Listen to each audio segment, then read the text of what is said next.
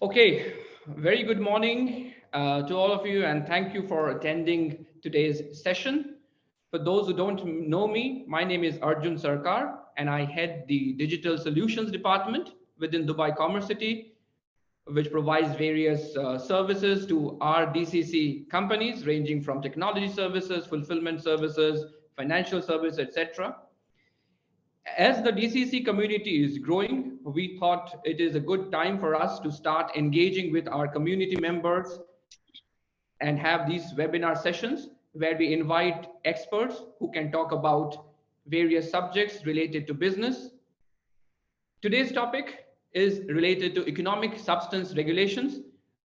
I'm delighted to have Mr. Girish Chand from MCA Gulf, who will be the speaker for today's session. As an introduction, Mr. Girish Chand is a senior finance professional with over 30 years of experience in strategy, taxation, planning, finance and audit, reporting, corporate finance and governance, etc. He currently heads the MCA Gulf compliance practice covering corporate tax, VAT, ESR, AML, UBO across UAE and GCC countries. He has also conducted multiple number of compliance seminars for large corporate companies, business councils, trade bodies, industrial groups, and government authorities.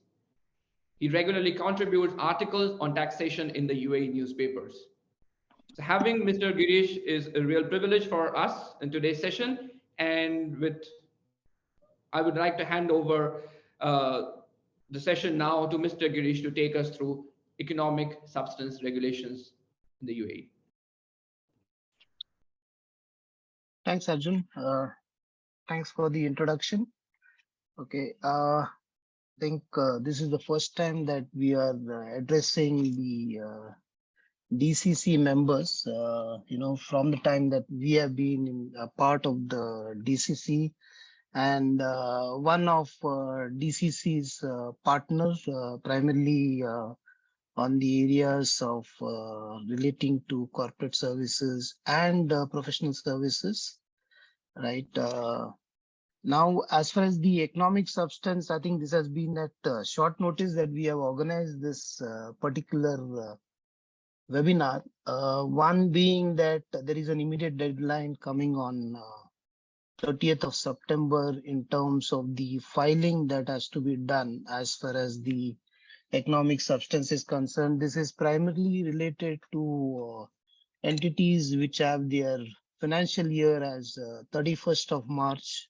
As such, they are required to file the notification if they basically come under the ESR regulations, which means that largely whether they're carrying out any relevant activities. We will run through in terms of what is the economic substance, why has it come to UAE, which are the entities which are qualifying for the economic substance.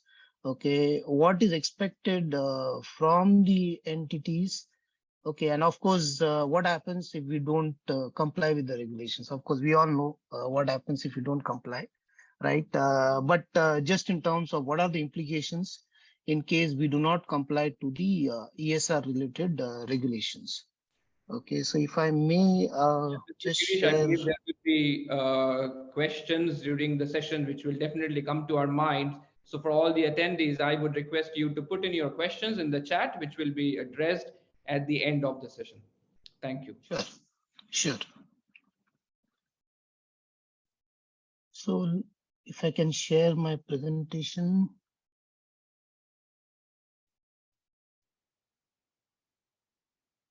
I trust the presentation is visible. Yes, it's visible. Yeah, great. Thank you. Let me get onto the screen mode. Okay, so primarily what we are going to cover today is in terms of the background as to why ESR has come into the UAE. What are the various definitions in terms of who is required to file for ESR? Okay, there is always a reference to something called as relevant activities. So we'll run through what is relevant activities under the ESR. We'll also cover in terms of what are the governing bodies which are associated with the ESR, right? What are the kind of disclosures that the entities are expected to make? And, God forbid if we don't adhere to it, what are the penalties of that? And in the end, maybe we'll have a 2-3 slides in terms of the MCA profile so that we can also kind of basically communicate to you what are the other additional services that we offer and from the DCC platform. So effectively somebody is in DCC, it is just walking up 1 or 2 floors. We are on the 4th floor of the DCC offices. Right. So in terms of the background, largely the ESR has come out of the BEPS initiative, which is initiated by the OECD, right? So as part of that initiative, what has happened is that, primarily the BEPS initiative was basically to look at, jurisdictions where, there is basically the taxation is not there or where the taxations are low, and where we talk about artificially that where organizations are shifting the profits to such jurisdictions. So what the BEPS regulations effectively has done is that as far as these jurisdictions are concerned, when they become a signatory to the OECD, they are expected to follow certain norms if there is basically low taxation or there is no taxation. So UAE so far would basically come under that jurisdiction, where we do not have a corporate tax. Obviously, from June 2023, this is expected to change as UAE has also announced corporate tax. This is something that we will cover in a separate session for the DCC members in terms of the corporate tax, how it is applicable, and what you need to do in terms of the corporate tax as such. Yeah. So here, as a result of the BEPS action plan, UAE was basically became signatory, and it had to introduce the ESR regulations. Okay. Now, when you look at the legislations or the landscape of the legislation, how it has formed out in UAE. Okay, so initially there were the law which was promulgated, and subsequently the regulations, the guides, all these came about.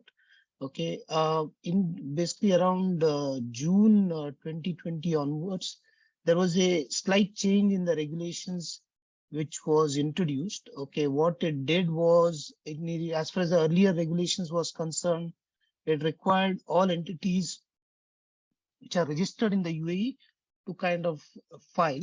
Okay, with the amended regulations, it basically became applicable only for entities which are either coming under the ESR domain, which means that they are having relevant activities, or they are in the exempted category.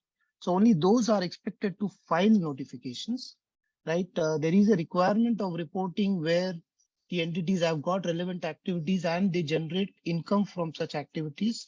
Then there is a requirement for them to file also, which was basically in the subsequent regulations after 2020, where this diluted form of the regulations was introduced.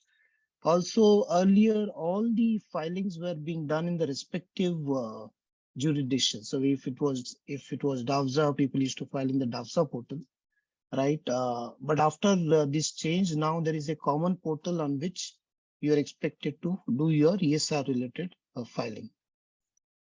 Now we'll move on to the key definitions under the ESR. Right. So who are basically liable to, be subject to this regulation? So basically all the mainland entities, they are subject. Free zones are subject. So which automatically means that all DCC entities are, subject to the ESR. Okay. Offshore entities are also there, and branch of foreign entities are also part of the ESR. Of course, some of them can have an exemption, which we'll discuss in little detail in the subsequent slides. Now, there is a category of exempt. What it means is that effectively these entities are exempt, but however, they are required to file in a notification for exemption. Okay, so which are the categories which are required possibly to be under the or required to do the exempt related filing? There could be the investment firms. There could be entities which are tax residents outside UAE. We'll explain this in the subsequent slide. Okay, there are also where entities are held by UAE residents, and the activities are primarily carried out in UAE. Okay, and maybe these are categories where they have a relevant activity, but their activities are largely in the UAE. Again, this will explain through an example in the subsequent slide. Also, the branch of a foreign entity where the income is subject to tax outside UAE. Now, let us see some examples of these cases. Of course, there are these elements who are not considered licensees. So a natural person, a sole proprietorship, a trust or a foundation, those are not considered as licensees and they are not required to comply with the ESR regulations. Now, when we talk of exempted licensees, if we are considering the tax resident outside UAE, okay, right? In this example, what we are saying is that there is an Ireland entity, right, where the management and control is in Ireland and the income is taxed in Ireland.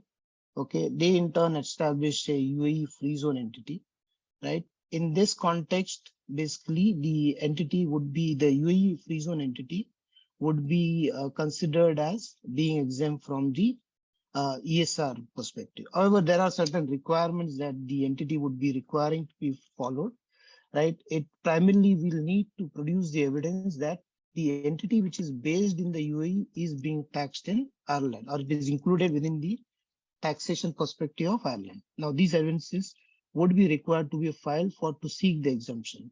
So what we have seen is that whenever you are filing for the exemptions and you attach the relevant proof after the review by the FTA, you would get a confirmation that you are entitled for the exemption. So even entities which have filed for exemption, they need to get the confirmation so that that kind of completes the whole loop of the process. The other example is when we talk of a UAE branch of a foreign entity, right? In this context, we are seeing one example where, the parent entity is in India, okay? And when we talk of the company B, which is basically based in the UAE, either in the mainland or in the free zone, right? It is carrying out some relevant activity. Now, since the company B's profits are being considered for taxation in India, so in this case, it would qualify to be under the exempt category. Now, there is another example where we have an entity in Bahrain.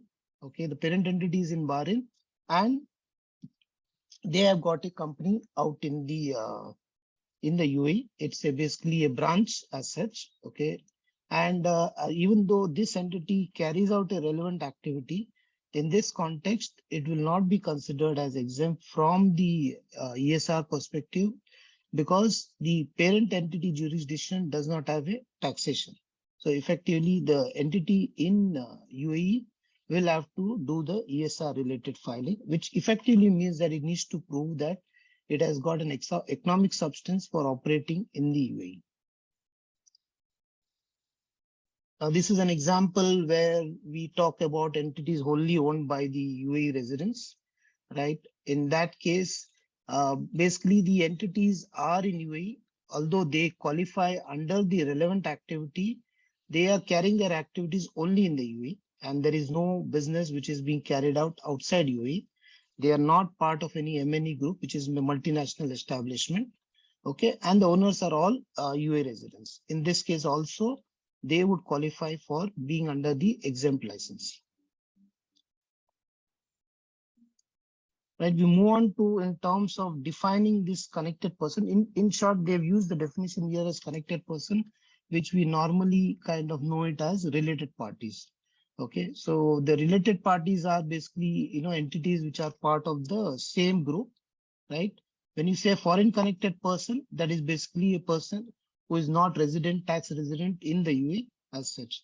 Now, the basic definition for this foreign connected person is that, where you are required to possibly, do the consolidation under, the IFRS or the accounting standards, right? Those entities relationship are considered as foreign connected person. And these are relevant. We'll see in the future slides in terms of the relevant activities where all they are applicable. Generally, they are in the context of, distribution and the service business. the headquarter and high-risk IP business where the foreign connected person becomes relevant.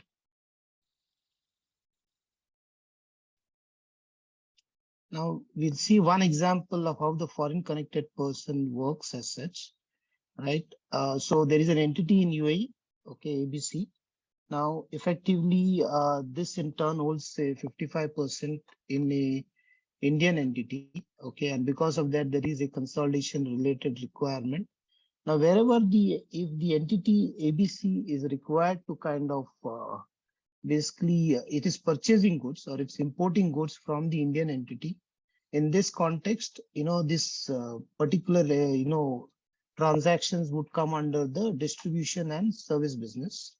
Okay, so that's why there is a requirement for basically qualifying under the ESR and doing the filings.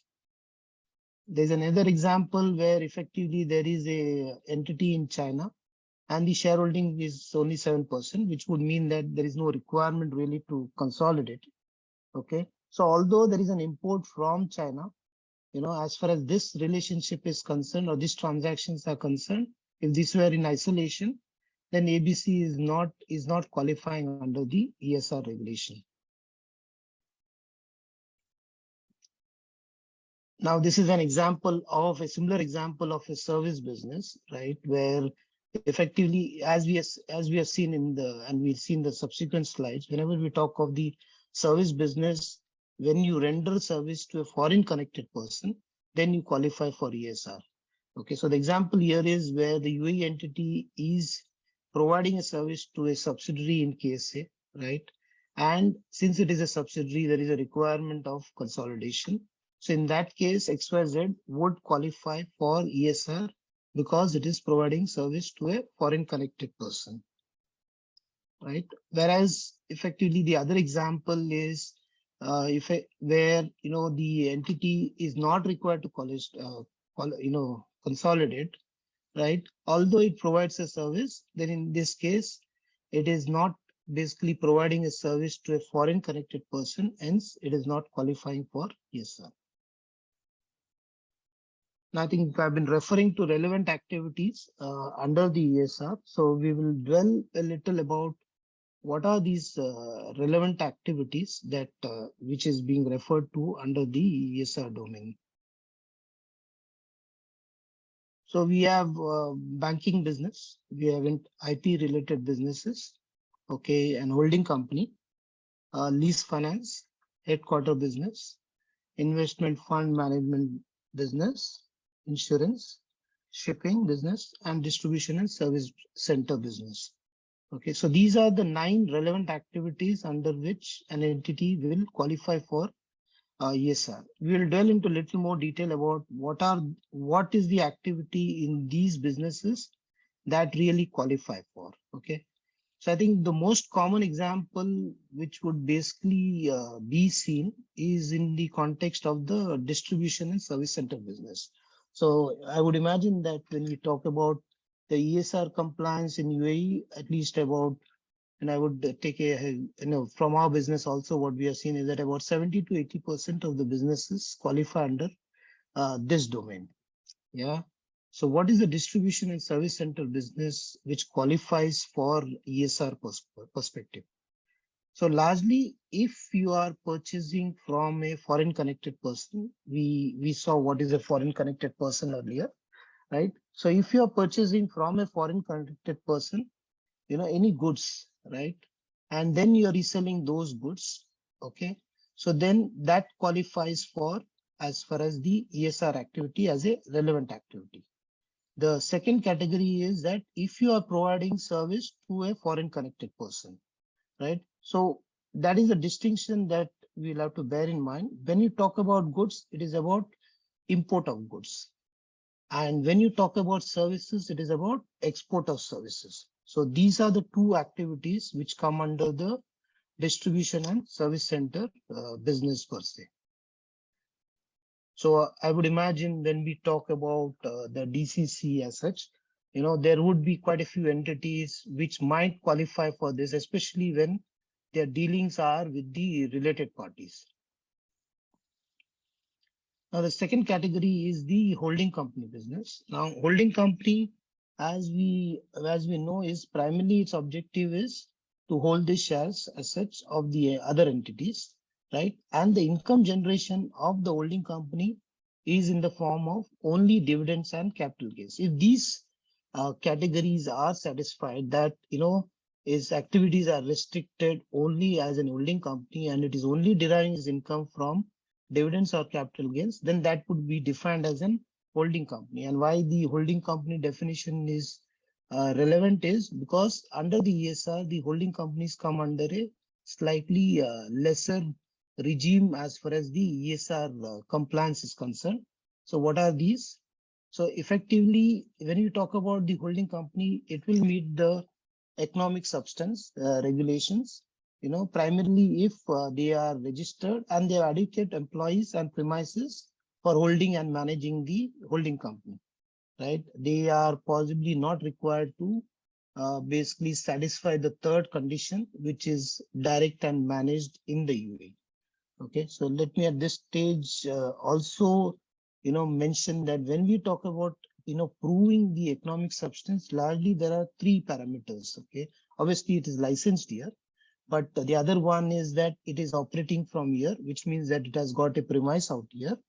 The second condition is that it has adequate employees. Now, adequate is a very, I would say, subjective element. It all depends on the type of business, right? So, but what it is, the requirement is that the entity needs to have an adequate employees in order to kind of manage the business that it is doing from UAE. So that is the definition when we refer to as in the adequate employees. The third condition normally in the case of ESR is that the entity is direct and managed from the UAE, which means that the management of the entity is being done from UAE. And how do we demonstrate that? Largely, it will be around, all the key decision making, whether they are being done in UAE, whether the board meetings are being held in UAE. So these are the parameters of, basically proving the economic substance, criteria getting met in the UAE.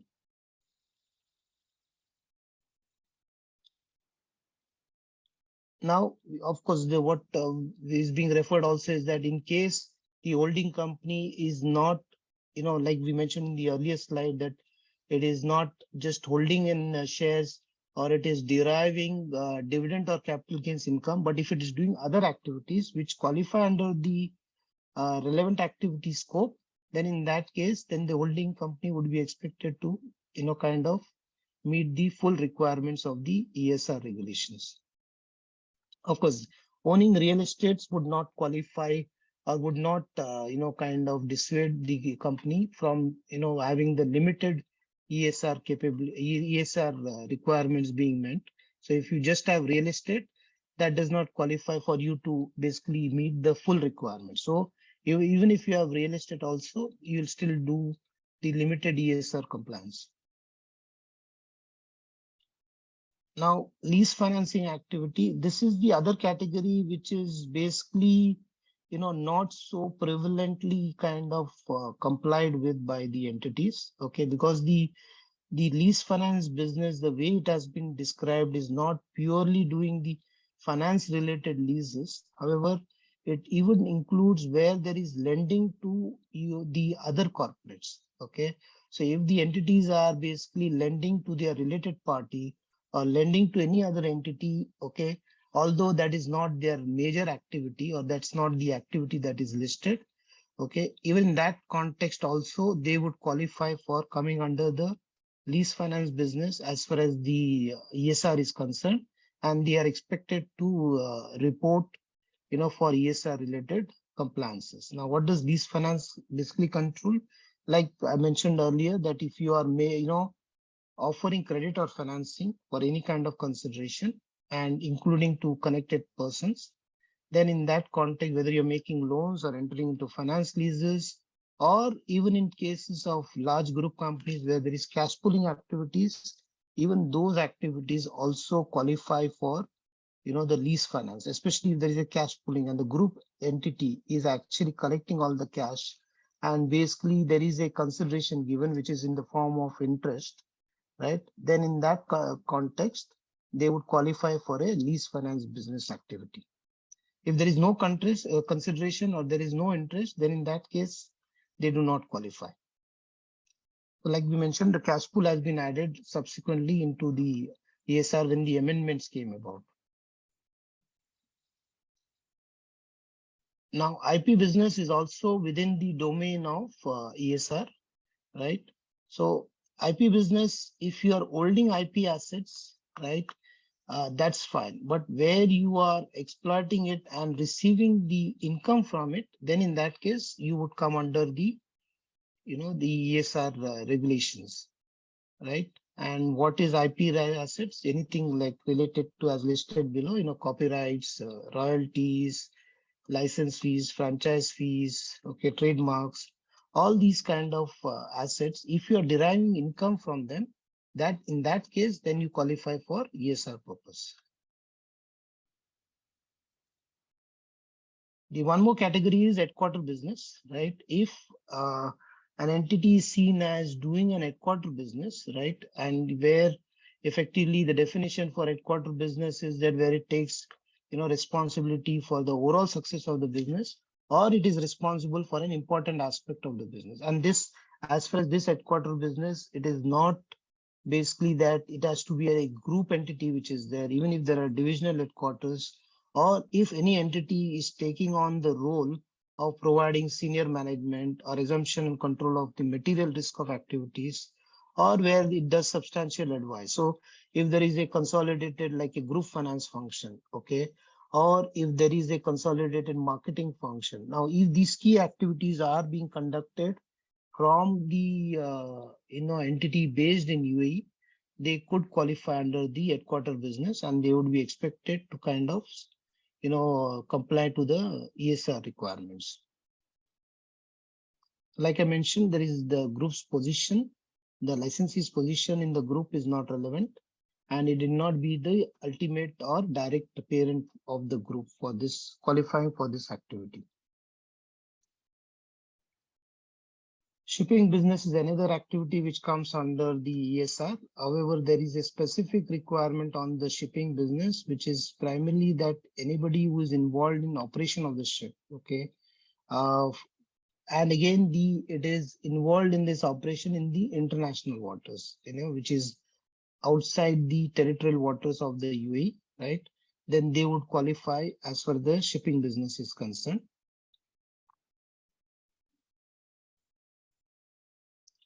Banking, as we understand banking, so obviously, this has been largely restricted to the bank, so we will not see that much of this in the DCC context.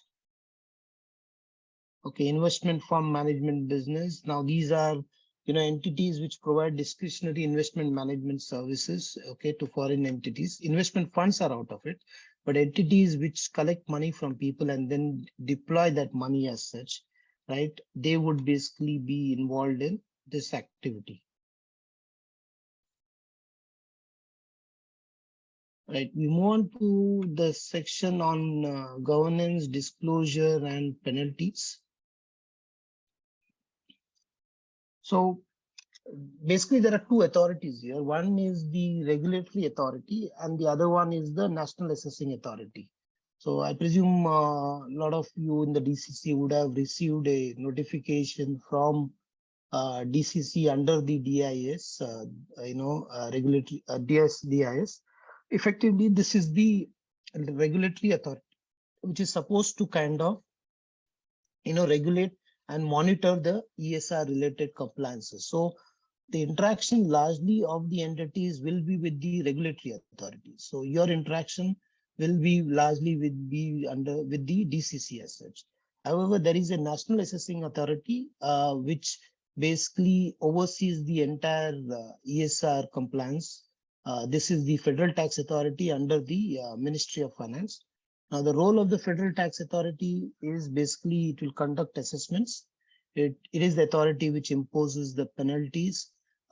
Basically, it is the authority which hears and decides on the appeals. Okay, where there is an exchange of information with to the competent authority, which is the Ministry of Finance. Then in that case, FTA will do that coordination as such. Now, if you look at the flow in terms of the governance of the ESR, right? So when you talk of the licensee, like we mentioned, the interaction is with the regulatory authority, and the regulatory authority in turn interacts with the national assessing authority, which is the FTA. Okay, and effectively, when there is certain conditions, like where the licensee fails to satisfy the test, okay, or is an high risk IP, okay, or it is claiming to be a tax resident in a jurisdiction outside UAE, or it's a branch of a foreign entity. This is where the exchange of information happens with the foreign competent authority. Okay, so where the parent company resides, where the ultimate parent or the ultimate beneficial owner resides. So this is the flow as far as the ESR. So although we might not see all the components, but it's important for us to know that whenever we are filing the ESR, what is the how is that information basically being kind of used, and how is the compliance authority monitoring this information that you provide.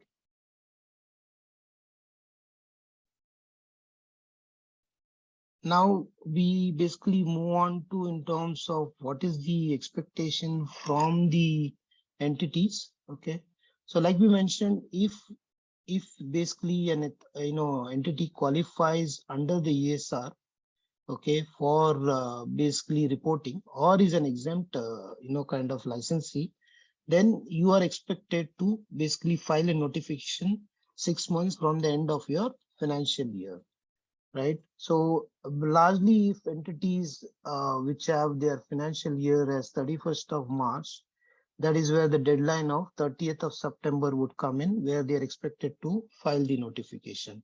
Majority of the entities, I presume, would be having the financial year as Jan to December. In case of those entities, the notification needs to be filed by 30th of June. Now, if you are generating an income, right, I think I'll talk in the subsequent slide about the reporting related one. Okay, so what is the information that you need to basically submit when you're filing the notification? Obviously, that whether you obviously you're filing it when you're required, if you're carrying out a relevant activity. Okay, then you need to basically also communicate whether you have generated any relevant income. Of course, this the date, the start and end of the financial year is what is required to be done. And obviously, where you are an exempted licensee, then you need to provide the relevant proof to prove that you should be exempted from the ESR reporting related requirement. Right now, this is just a bit about if you have multiple branches within the UAE, obviously the clarification is that you are expected to file a single notification for all the branches together. And even if the parent is in mainland and branch is in Fusion, even in that case, a single notification is what is required.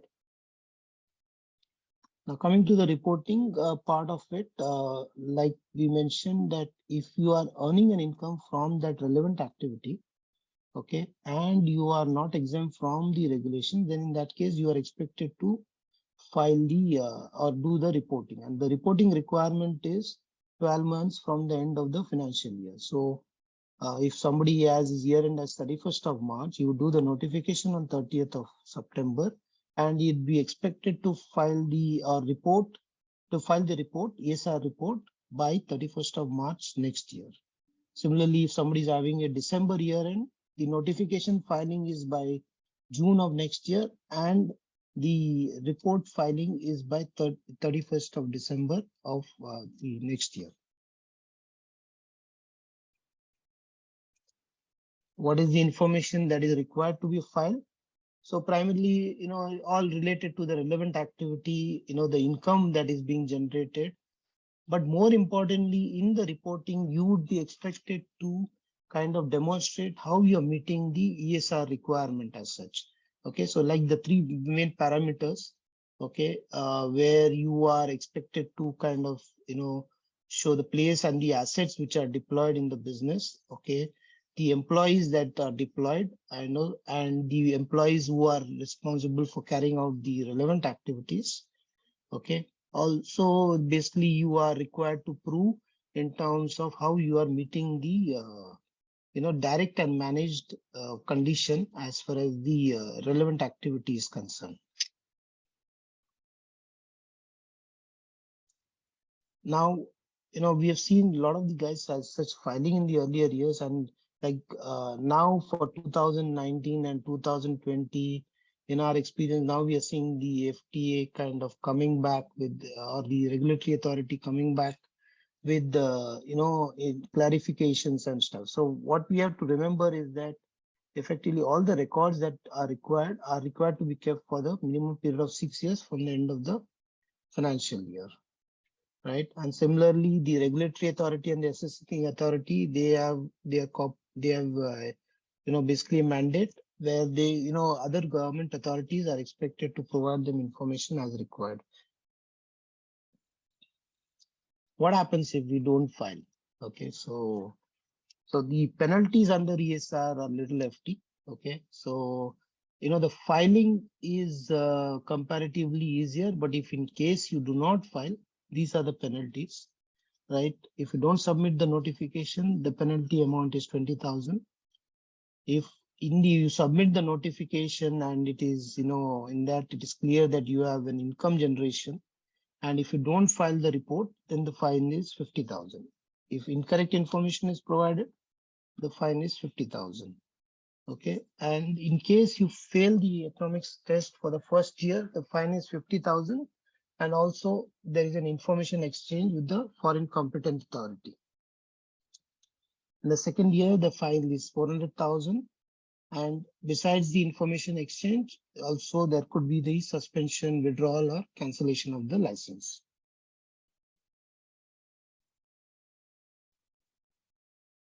Let me move on to the last bit of the session.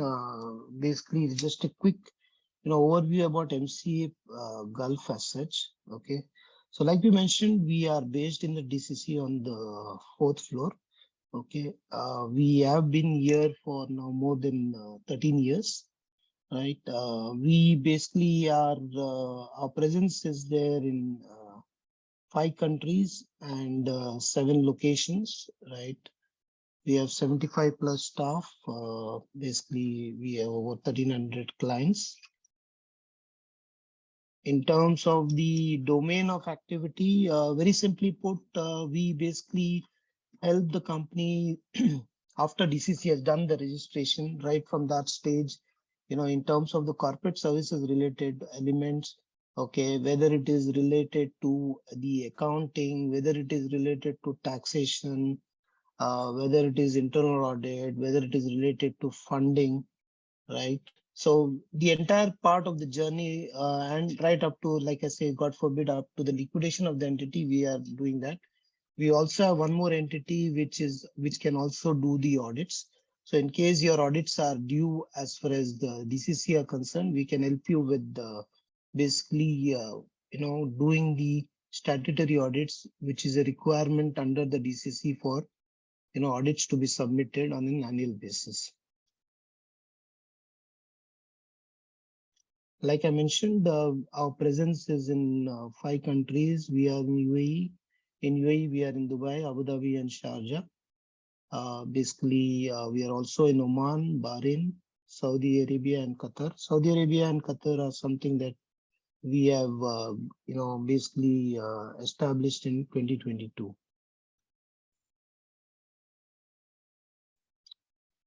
That's it from me. Basically, I think, Arjun, you want to add something? Girish, thank you very much for taking us through this presentation. There are a couple of questions here, as I can see in the chat. Number from Sohad Hussain.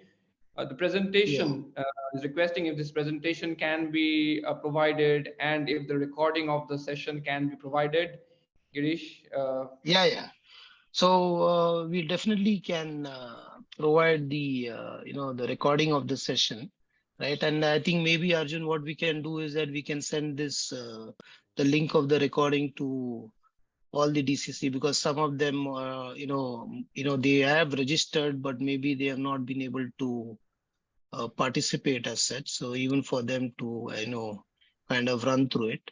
And in case anybody has a, requirement of 30th of September, we would be glad to help them with their any kind of queries. Brilliant. Thank you. Thank you very much, Girish. I hope the audience today found the session interesting, insightful, and we look forward to having more sessions in the future with experts like yourself. Thank you, everyone, for attending, and have a wonderful Thank you rest so of the much. day. Thank you. Bye-bye.